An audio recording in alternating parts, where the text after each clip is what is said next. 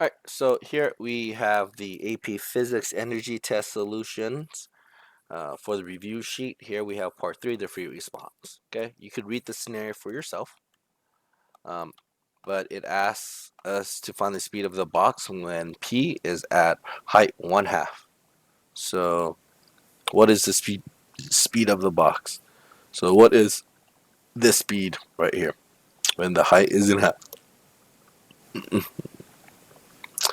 All right, so we know that right here the kinetic energy, well, if you set up the kinetic energy, kinetic 1 is equal to kinetic 2, you're going to see here at this point, it's going to be equal to some energy, okay, some potential and some kinetic, okay. So, um, originally it's at rest, right? So you can take a look.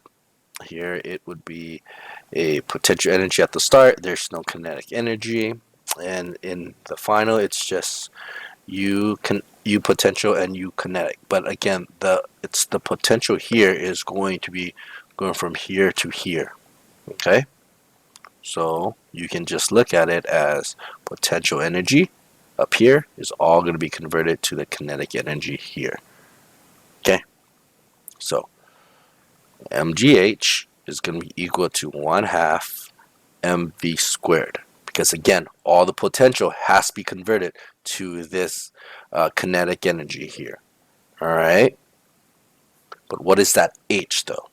Okay, so the height here is going to be half, so it's mg a half h is equal to a half mv squared.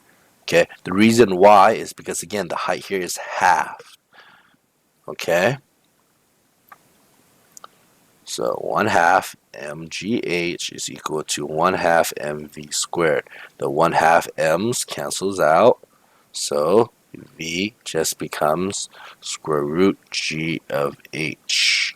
Again, this makes sense because remember when we do our this, when it goes when the object goes, when the cart goes over hoop, the minimum velocity, so it goes over, is square root g of r, right? The height as well here, that's the same idea.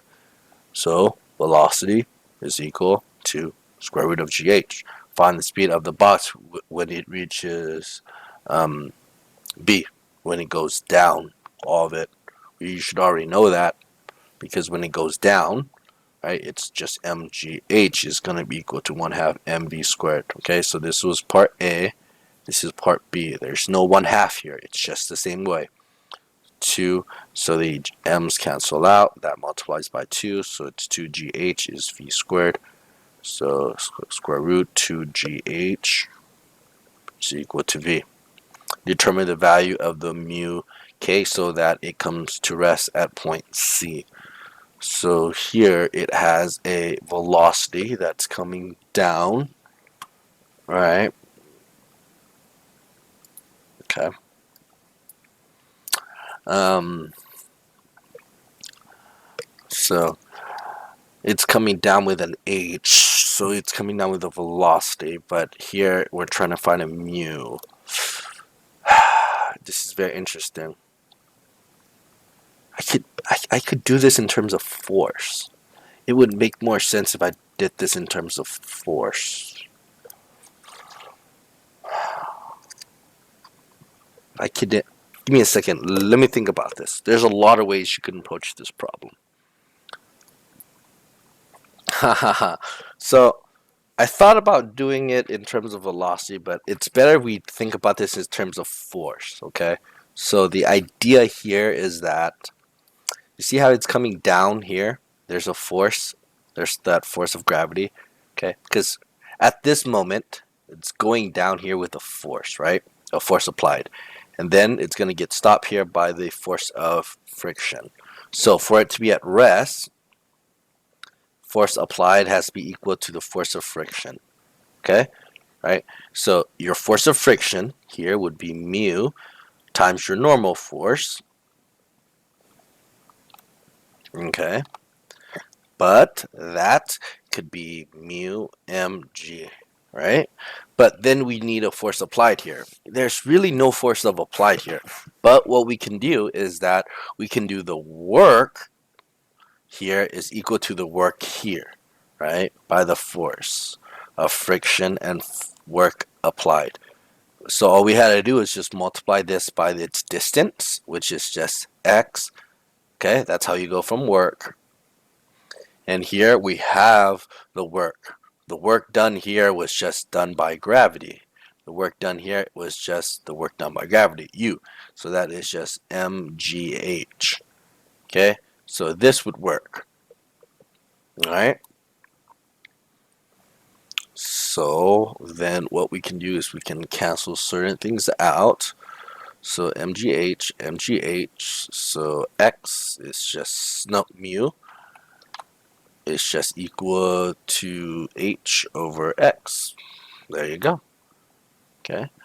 Now you can assume part B and C are not equal on a horizontal in particular. Now assume that the surface of B and C has a uniform slope upwards. So it would look like something like this.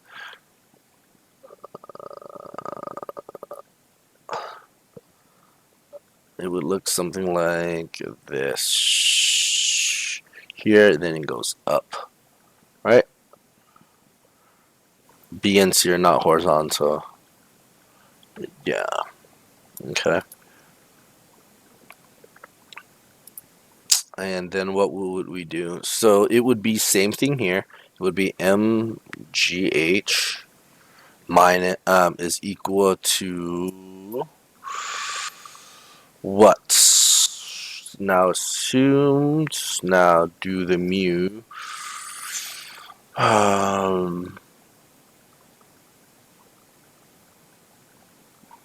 Mu is what?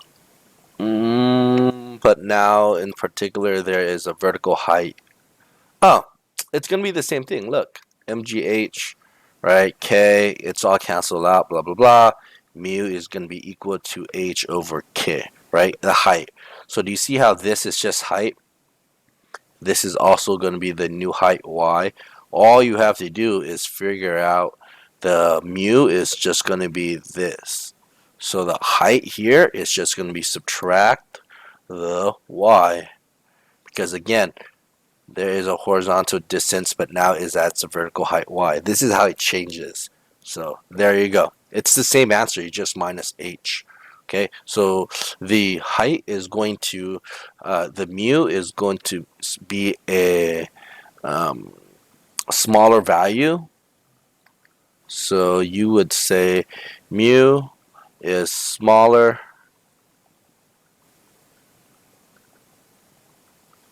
because of the minus y. Okay, this goes down. So hold on, let's see, 10 minus 2. I just want to make sure that math. Minus,